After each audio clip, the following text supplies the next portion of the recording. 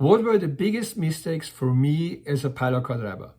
But before we get into this, I want to talk about our last video where I asked you to comment on the fact whether or not you want a community. 4 or 5 people thought it was a good idea, and I think so too, because it will make you money and it will make money for all of us. Why? Because we're going to use each other to build a network. In my webinar, I talk about it extensively. If we know each other and connect with each other, we can make sure we have business for each other. And in my webinar, I'm telling you exactly how to do this. How are we going to recognize each other on the road? With a very specific safety jacket that only we have. Check this out. This jacket has at the front pilot car operator, and it says the same thing on the back.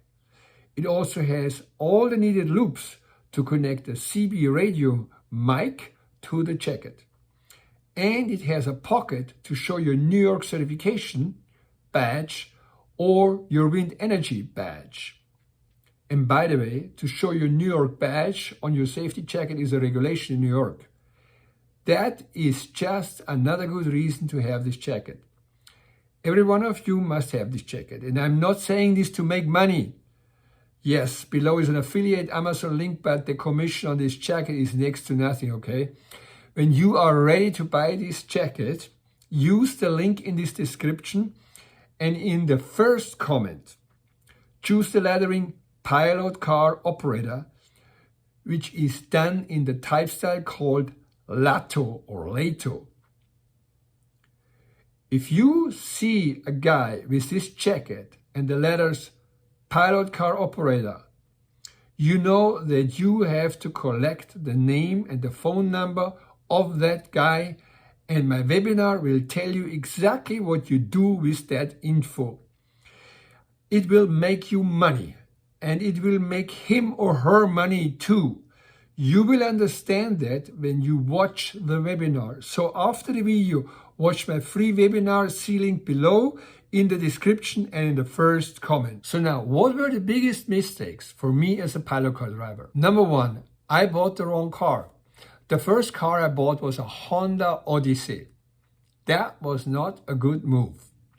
First of all, the Honda cooling system constantly had problems, which is a typical fault of that year model. I replaced that cooling system twice, and at the third time the gasket blew out, so I had to throw the car away. Sliding doors had problems. Sometimes I couldn't use both of them. The check engine line came constantly on, mostly because of the cooling system problems. And the paint was peeling off like mad. It was really strange, which is also a fault of that model. The car I bought after that was a Toyota Sienna, which was a really good car. However, after 350,000 miles, the transmission blew out on that car, on the Sienna. Now, if I look back on this, I should have actually thrown that car away, but I didn't. The reason I didn't is because I was in love with that car. Now that is actually not a good idea, because you are in love with a woman, but to be in love with a car is not a good idea. So I shouldn't have done that. I just should have gotten rid of the car, mostly because the repair, putting a new, a rebuilt transmission into the car cost me $10,000. The reason it cost me $10,000 because I did a whole bunch of other repairs alongside that new transmission, which was in itself a good idea, since already the motor block had to be moved, the transmission had to come out, so I, just had a lot of other things fixed at the same time. However, that $10,000 I could have saved myself. Instead, what I should have done is I should have simply thrown the car away. Just take all the equipment off of the car, rent a car, throw all the equipment in there and drive with a rented car back home. The breakdown happened in Colorado City, Colorado, and I just should have, rented a car, threw all the equipment into the car, drove down to Texas because I found somebody down in Midland, Texas. I live in San Angelo, so it's not far from Midland. I found somebody in Midland, Texas who had a Toyota Sienna 2007, believe it or not, with 150,000 miles on it. And I just should have bought that car because their car was available, believe it or not, for $3,500, which was, even back then, this was about 3 years ago, a very, very good price.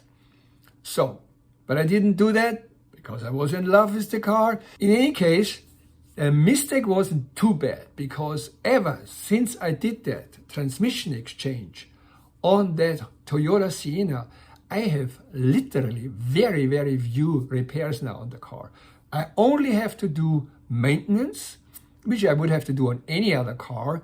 And the only thing I had to replace since that time on the car were a few sensors. Here and there, sensors, some screws came loose, really nothing. It's just amazing. Another mistake is not really a mistake. It's because I should have, per my view now, I should have bought myself a van, an actual, Ford Transit or a Ram ProMaster or one of those type, Mercedes Sprinter. Because if you buy that as your first car, you make a hell of a lot more profit. Why? Because the hotel expenses become a profit. Because you can fit that car, you can outfit that car with a bed, a cooking a possibility, a desk to sit on, to work. Because if you turn this into a minimalist RV, that van, you can save a lot of money. And the savings is in hotel costs. Suddenly the hotel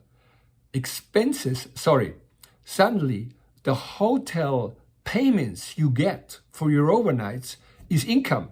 Money you don't have to spend. It's money for yourself. It's income for yourself if you do that. Additionally, you can put a cooking plate into the van or some other kind of heating option, and you don't have to go to a restaurant anymore. So you save that money. It's probably not a bad idea to just get a van, get a Toyota van if you can, and then make money, grow your business, and then switch over to a real van and make it into a minimalist RV. The next and last mistake I did of a bigger size, basically, is that I should have registered my LLC as an S corporation after the first year.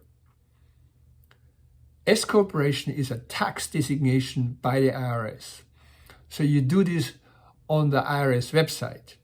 You basically inform the IRS that you want to be registered as a S corporation with them.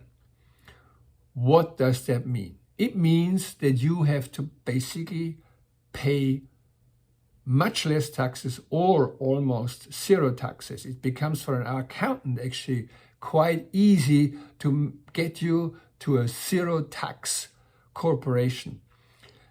Because I didn't do this, I paid beaucoup taxes after my first year.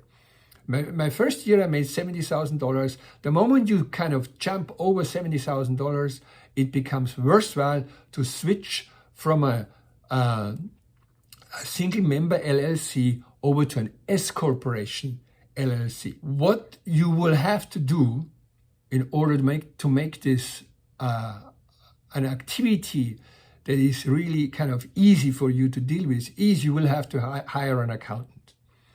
The accountant can do your taxes, and the accountant will handle all your S corporation administration. So all you do then is you concentrate on making money. You don't worry anymore about, I don't want to get over this limit. If I go over this limit, I have to pay all these bloody taxes, which happened to me. I actually restricted myself in making profit or making money because I didn't want to go into another tax bracket, pay even more taxes. So it takes that all out of the picture. What you will have to do is you have to pay, I don't know, $1,000, $2,000 a year for an accountant who will manage that for you. But on the other hand, the taxes are out of your hair. The worries about paying too much taxes are also out of your hair. So that's why I personally think that's a very, very good solution. Now, the next video you should watch is this video.